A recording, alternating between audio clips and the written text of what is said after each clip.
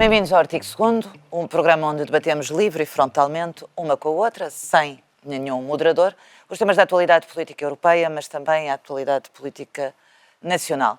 Eu sou Ana Catarina, eurodeputada do Partido Socialista. Eu sou Lídia Pereira, eurodeputada do Partido Social Democrata, e tal como vem acontecendo nos últimos episódios, temos um semáforo que orienta a nossa discussão. Hoje, no sinal verde, temos a situação na Síria, em vermelho, a instabilidade política em França e, por último, o amarelo, as fake news nas redes sociais. Estamos na semana antes da sessão plenária de Estrasburgo e por isso gravamos a partir de Bruxelas. Julgo que hoje o tema em que mais discordamos será a situação política em França. Pelo contexto das últimas eleições francesas, que ditaram uma maioria, mas que ditaram que Macron escolhesse um governo chefiado por Barnier, de quem eu devo dizer tenho uma boa opinião e não esqueço a forma como geriu o dossiê Brexit e como foi a saída do Reino Unido da União Europeia, chefiado por Michel Barnier, mas que na verdade levou ao colapso do governo com 3 meses, o mais curto governo desde 1962, fruto das duas moções de censura. Independentemente da realidade nacional, a mim o que me preocupa particularmente é a atual conjuntura económica em França e como isso pode ou não contagiar as restantes economias europeias. Eu acho que quando nós estamos a falar de uma inflação com a elevação que tem neste momento França, cerca de 6%, e quando estamos a falar de uma dívida pública de 112%, parece-me evidente que era preciso fazer qualquer coisa. Tenho muitas dúvidas que um orçamento austeritário como o que foi apresentado, onde de alguma maneira ia diminuir o valor das pensões, aumentar significativamente os impostos e cortar na despesa pública, pudesse resolver o problema de França, porque mesmo com esse pacote tão austeritário, aquilo que Barnier antecipava era que que França tivesse 5% de déficit ao final de um ano. Estou preocupada porque isto pode ter um contágio e estou preocupada porque as duas maiores economias na Europa estão neste momento sem governo e com situações do ponto de vista político muito complicadas, seja a França, seja a Alemanha. Mas também acho que a receita que tem sido preconizada pelos liberais ao longo dos anos tem demonstrado a incapacidade de gerir as finanças públicas em França e, portanto, como volto a dizer, o problema é mesmo o contágio, mas imagino que estejas em desacordo com isto que estou a dizer. Em primeiro lugar, com Macron ter escolhido fazer este governo. Em segundo lugar, com Barnier, inevitavelmente ter tentado uma aliança com Le Pen, que a seguir se frustrou. Em terceiro lugar, porque as duas moções de censura ditaram o fim de um orçamento austeritário e, do meu ponto de vista, o agudizar da situação política e económica em França. Um ponto prévio. Michel Barnier não cedeu, nem quis, aliás, foi por não ter cedido a Marine Le Pen que eventualmente... Nas pensões. Mas já lá vou explicar sobre a questão das pensões, que eu acho que também é relevante. Aliás, Michel Barnier era o primeiro-ministro e possivelmente gerador de consensos. Eu lembro-me que no verão nós tivemos várias vezes na televisão, em direto, a discutir precisamente o que é que iria acontecer em França. Um ponto que me parece relevante para o início desta nossa conversa tem que ver com a circunstância política em França.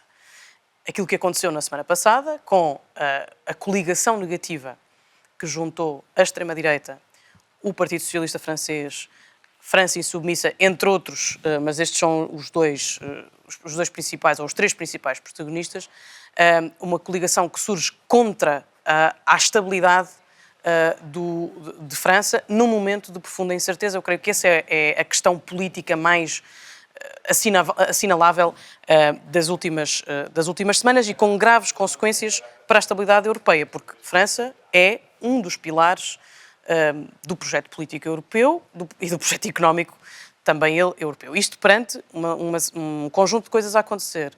A mudança na administração dos Estados Unidos, o conflito no Médio Oriente, também a situação na Síria, onde também hoje vamos ter a oportunidade de falar um bocadinho. A guerra às portas da Europa, a mudança possível mudança de governo na Alemanha, em fevereiro. Portanto, e agora surge aqui um pilar da zona euro, com um déficit a rondar os 6,1%, se governar em duodécimos, que pode inclusivamente ultrapassar os 7%. França, desde o verão, aliás, o verão inicia o fim do macronismo. Esta dissolução, esta demissão... Não, só o próprio é que não percebeu.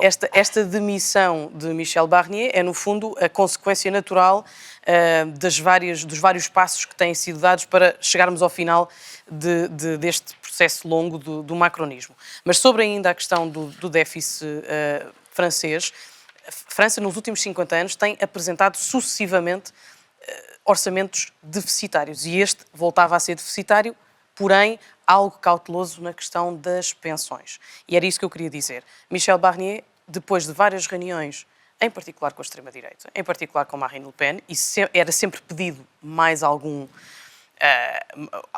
era sempre feito algum outro pedido especial, Michel Barnier percebeu que precisava de reconquistar a credibilidade junto dos parceiros políticos europeus e também dos mercados, e percebeu, não posso, eu sou um político sério, não é possível continuar a ceder.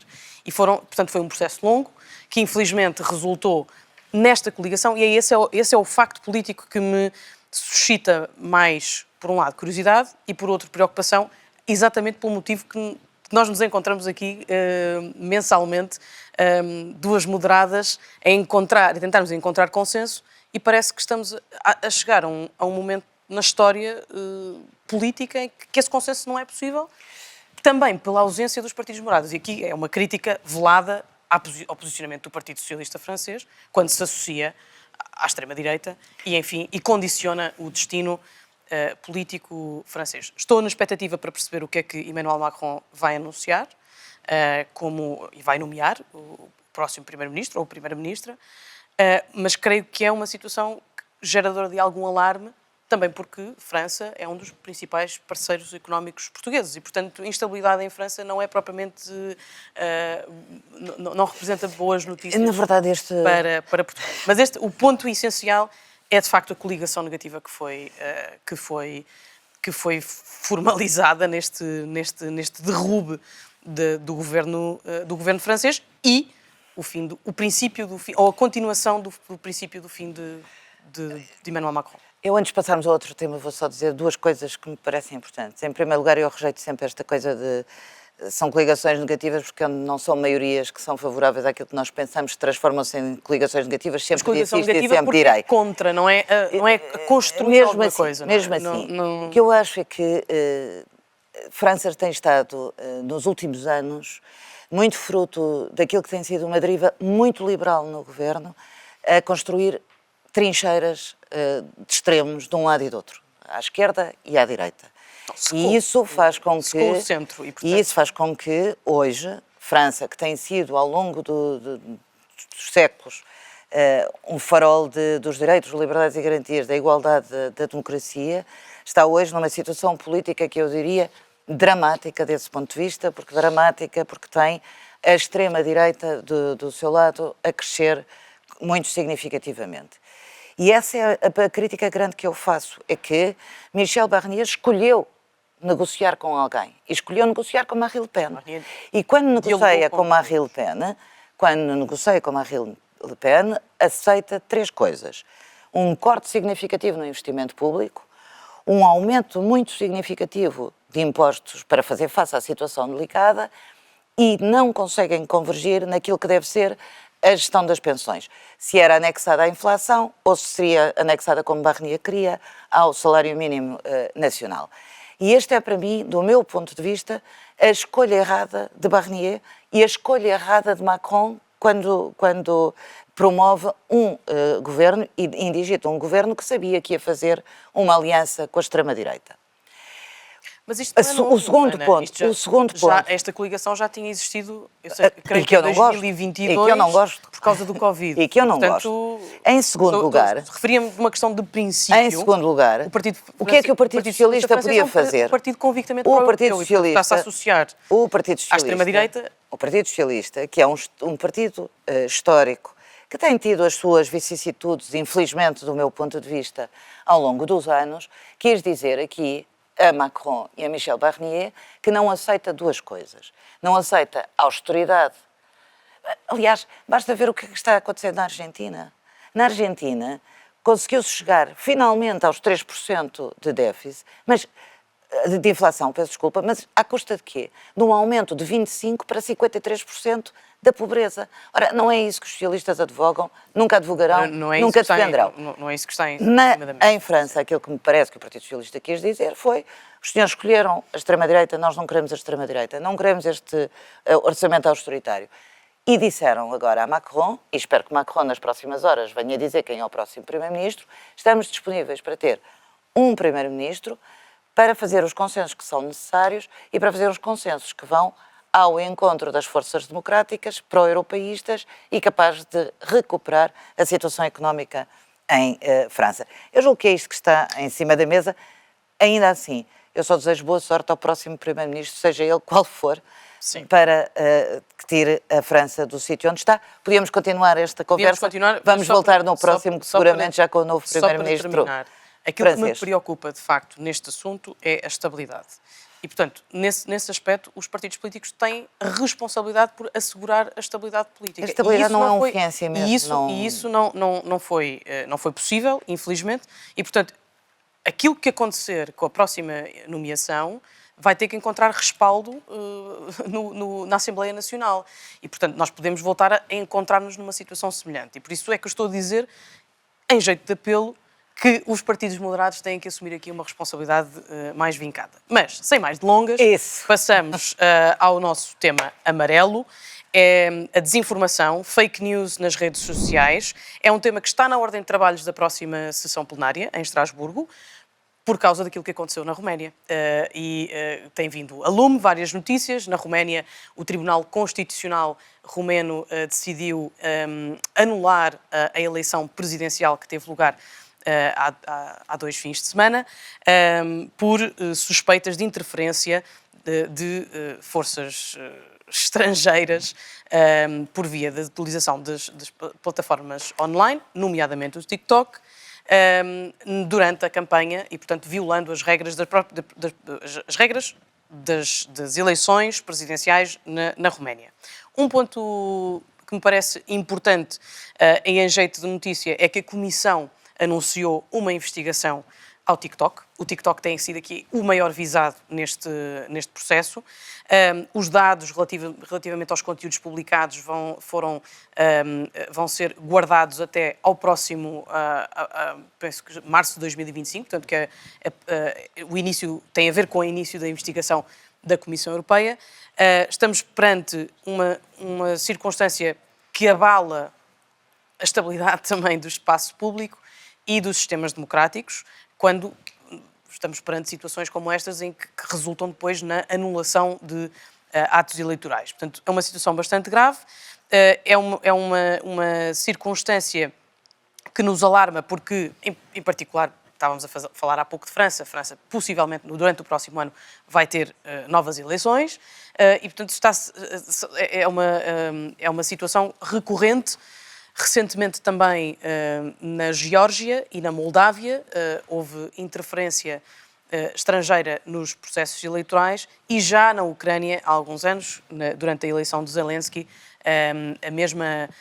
as mesmas suspeitas já existiam à época. A União Europeia tem feito algumas diligências para garantir o cumprimento pelas plataformas digitais, em particular o TikTok, que não utilizam o espaço natural que lhes é devido de forma abusiva e, em particular, no contexto de eleições, mas a verdade é que estas situações têm-se vindo a repetir e a agravar e, portanto, temos que encontrar aqui um equilíbrio entre aquilo que é a responsabilidade das plataformas na gestão da informação e dos conteúdos que são publicados e depois na verificação desses mesmos conteúdos. Eu acho, sim, eu estou globalmente de acordo com as coisas que disseste. Aliás, eu acho que nós hoje estamos mais... O semáforo está um bocadinho... Está mais diluído. Está um bocadinho brando, deve ser de ser o Natal. Talvez. A piscar as luzes da árvore de Natal. Eu acho que o grande problema que se coloca neste debate não é apenas o TikTok, é de que forma é que nós conseguimos, com a realidade das redes sociais, ao mesmo tempo proteger a democracia e não beliscar a liberdade. Este é o meu ponto de partida. Sim. E por isso eu sou frontalmente contra aqueles que acham que agora devemos acabar com a rede X ou acabar com o TikTok porque tem um efeito pernicioso. Não estou sequer a dizer que não tem. Acho é que não se pode reprimir a liberdade desta maneira. Em segundo lugar, eu acho que nós estamos mesmo confrontados com um problema gravíssimo sobre as nossas democracias e onde as redes sociais podem ditar, ou melhor, onde as redes sociais são uma verdadeira ameaça às democracias. E são ameaça porquê? Porque é mais fácil escondermos atrás de um ecrã e escrevermos o que são os nossos ressentimentos, as nossas revoltas. É mais fácil, sob o anonimato, cometer crimes que são crimes de ódio e incitar ou de racismo, incitando a esse ódio, a comportamentos de ódio, a comportamentos de racismo e discriminatórios. É mais fácil eu acusar um político de ser corrupto, mesmo que não tenha provas sobre isso, do que confrontá-lo com as suas ideias e os seus projetos. E, verdadeiramente, a extrema-direita vive desta realidade e vai pontuando. O que eu acho é que este debate não é apenas um debate por causa do que aconteceu, que é uma decisão histórica do Tribunal Constitucional de um Estado-membro. Não acho que seja apenas por causa da Roménia. Acho que não nos podemos esquecer do efeito Brexit e de como as redes sociais influenciaram o Brexit.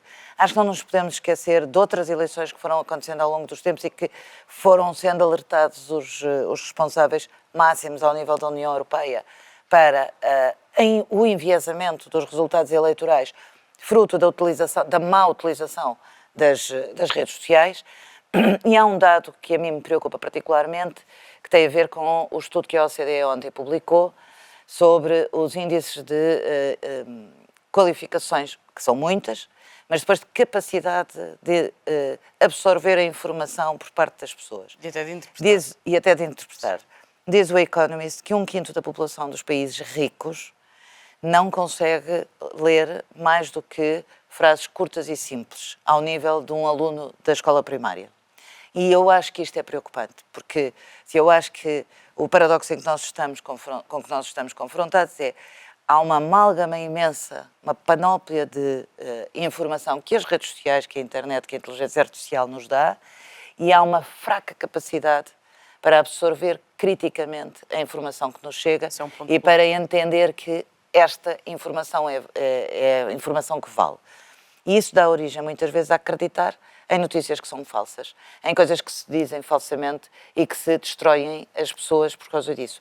E, portanto, eu diria que o grande desafio é implementação para regulamentar as redes sociais e a utilização das redes sociais e das novas tecnologias do novo regulamento sobre inteligência artificial. E enquanto isso não for implementado, não conseguimos aferir o impacto. Agora, proibir só por proibir a utilização das redes sociais parece-me um erro e parece-me contra aquilo que são os fundamentos deste artigo 2º da União Europeia. Eu acho que nós vamos inevitavelmente voltar a este tema, aliás, não só pelas nossas funções enquanto eurodeputadas, ao longo dos próximos anos haverá certamente várias diligências. Cá estaremos também para perceber quais é que foram as consequências do início desta investigação pela Comissão Europeia. E perceber que Elon Musk é um inimigo da democracia. É preciso perceber que Elon Musk é um inimigo da democracia, da forma como utiliza. Já foi várias vezes advertido ao longo dos anos, quando tinha o Twitter.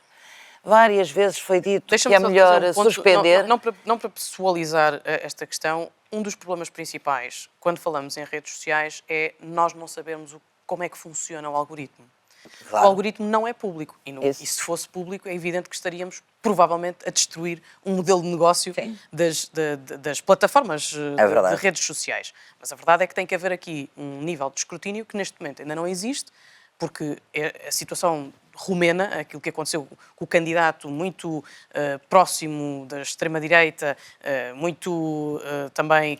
Passa de 2% nas sondagens para ter 18 ou 19. Tem uma escalada 23. brutal, muito próximo também do regime de Vladimir Putin. Como é que, cumprindo as regras do sistema eleitoral romeno, ainda assim consegue fazer um resultado extraordinário. E, portanto, eu creio que é um tema a que voltaremos certamente, mas agora se calhar passamos... Voltaremos a este tema e as redes sociais estão também por estes dias, com muitas coisas sobre o que está a acontecer na Síria e por isso, se eu quero saudar o fim desse mandato de 24 anos de Bashar al-Assad, não digo com menos prudência que vamos ver o que é que aí vem. Aparentemente vem um regime mais democrático, mas é bom não esquecer que junta em si mesmo um conjunto de grupos radicais e por isso eu acho que há uma precipitação de muitos Estados-membros, França, Alemanha, Grécia, Itália, Suécia, Áustria, em suspenderem os pedidos de asilo dos requerentes de asilo que vêm da Síria, porque agora já não há necessidade. Estás a referir à possível Sim. vaga migratória? Sim, acho que é preciso ter muito cuidado, porque nós não sabemos o que é que dali advém, e por isso eu diria que a situação, se por um lado acho que é positivo, por outro lado acho que ainda há muitas nuvens negras sobre a Síria para nós percebermos exatamente o que é que aí vem e espero que não seja a transformação de um regime de ditadura para outro tipo de regime ditatorial. Eu acho, parece-me acima de tudo que é uma derrota bastante significativa para a Rússia e para o Irão e mostra a capacidade limitada que têm de fazer face aos vários conflitos a acontecerem e às várias guerras a acontecerem neste momento. A surpresa aqui foi a velocidade com que o regime sírio cai, portanto, com que Bashar al-Assad cai em 2 semanas. Em 2011 foi a Primavera Árabe, depois, neste período, Bashar al-Assad manteve-se, utilizou armas químicas e portanto, várias foram as condenações até a nível internacional por aquilo que Bashar al-Assad cometeu contra o seu povo e ainda hoje não se sabe quantas armas químicas que estarão nas mãos e que podem cair. Era aí que eu queria chegar. Temos uma Síria que pode estar potencialmente fragmentada. Nós não conhecemos... É uma situação política muito complexa. Estamos a falar de mais de 30 grupos étnicos e referia-me à questão das armas químicas porque nós não sabemos o que é que acontece a seguir. Qual é que é o capítulo 2? Bashar al-Assad foge, procura exílio na Rússia, mas as pessoas que ficam, quais é que são as ameaças e as ameaças à sua própria segurança e que depois também constituem um desafio do ponto de vista migratório e eu creio que estaremos também atentas a essa evolução. Mas, por ser tema verde, eu creio que o ponto essencial aqui é a derrota pesada que a queda de Bashar al-Assad representa para a Rússia e para o Irão. Sobretudo eu gosto de sublinhar a importância de um ditador ter caído.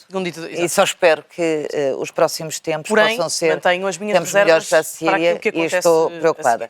E depois é bom não nos esquecermos que a Síria é dos países que tem mais deslocados. Só na Europa há 1 milhão de deslocados sírios e por isso eu julgo que essa é uma questão que nós vamos ter mesmo que acompanhar e de perceber como estão. Podemos ou não ter uma nova vaga para a Europa, portanto essa será a grande questão. Vamos ver o que vai acontecer nos próximos tempos. Hoje terminamos em bem, na semana... Terminamos sempre em bem. Sempre em bem, mas hoje com uma grande figura que marca a democracia, precisamente, e que marca a nossa liberdade, que marcou...